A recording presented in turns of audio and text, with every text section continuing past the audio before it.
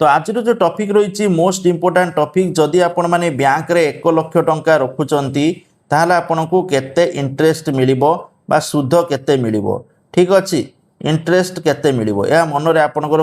प्रश्न उठुतबो जोटा म आज आपन कैलकुलेट कइबी ता पूर्व आपण मान चैनल ले नुआ आस्तिले चैनल को सब्सक्राइब करी पाखरे थिबा ऑल बेल आइकन को दबाई दियंतु लेटेस्ट इन्फॉर्मेशन पाए। तो देखंतु वर्तमान में एफडी कैलकुलेटर खुलची तो एफडी कैलकुलेटर जो माने फिक्स डिपॉजिट करूचंती सेमानक पई गुरुत्वपूर्ण खबर। तो आपण मान तो एफडी करूथुबे बैंक रे जाईकी आ बैंक रे एफडी कला परे आपण गोटे कागज मिलुथुबो रसीद जे एडी देखा होतुबो जे जदी आपण माने 1 वर्ष रखुचंती ताले 1 वर्ष पई इंटरेस्ट नेकी एतिकी आसीबो ठीक अछि। तापर गोटे वर्ष पळेला गोटे वर्ष पळे कोन होबो ना रिन्यू हे जाय थाए रिन्यू हे पुनी गोटे वर्ष हे जे पुनी गोटे वर्ष हे जीवो एबोले हे चलिबो। तो आपण मान तो प्रतिथर बैंक को जाके कोन कैलकुलेट करिवे कि तो घरे बसी के दिन सब कैलकुलेट आपण माने आराम से करि पारे बैंक को जिबा पई पडियोनी बार बार तेनु आपण मान किपरि कैलकुलेट करिवे चलंतु देखिबा। एफडी इन्वेस्टमेंट बा जदि आपण माने एफडी करिया पई चाहुचंती एफडी कोले केते आपण को सुध मिली परिबो चलंतु जानिबा ठीक अछि। एफडी कैलकुलेटर प्रथम है एफडी इन्वेस्टमेंट केते टंका आपण माने फिक्स करिया पई चाहुचंती धरंतु मु लाख टंका रखिया पई चाहुची ए लाख टंका मु रखिली तापर होची नंबर ऑफ ईयर केते वर्ष बहुत सारा स्कीम अछि बैंक रे वर्तमान उडे 444 दिन लो उडे स्कीम अछि जदि ए स्कीम रे पैसा रखचंती भलो सुध मिलियो धरंतु एठी सेमी सिस्टम नाही एठी मु कैलकुलेट करची धरंतु वर्तमान मु रखिया पई चाहुची धर 5 वर्ष धर फास्ट गोटे वर्ष रखी देखिया गोटे वर्ष रखिया पई चाहुची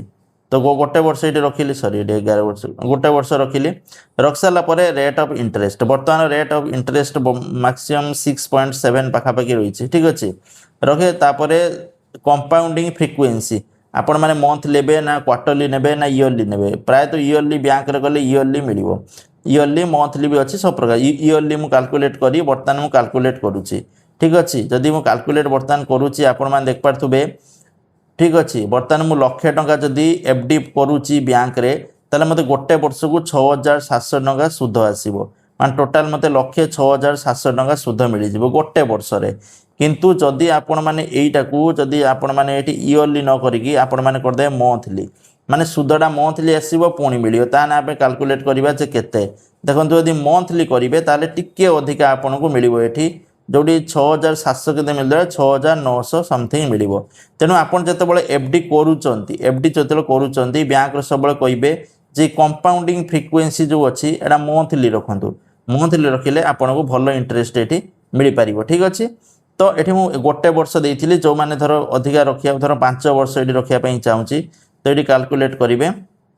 कैलकुलेट कले आपण मैंने देखु तो ये 1,39,000 मिल लाख टंका इन्वेस्ट करते 39,664 टंका मिल सुध सहित। तो ये इनफॉरमेशन तो आपण मान इंटरेस्ट हिसाब से सुध मिल आ जो मैंने सीनियर सिटीजेन रहिले से बर्तमान 7% इंटरेस्ट मिलूँ 7% जदि इंटरेस्ट आपण मान कैलकुलेट करेंगे